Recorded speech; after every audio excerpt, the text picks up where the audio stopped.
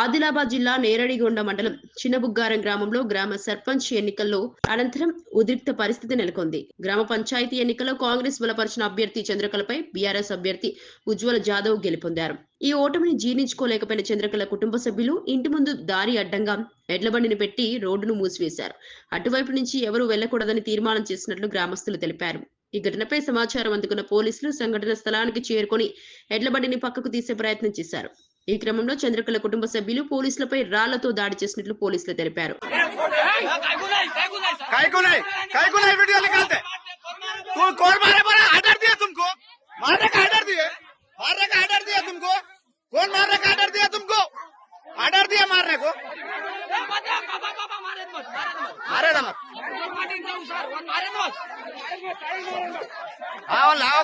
खाली acting sir लाओ नहीं बाटा लागो नहीं ऑनलाइन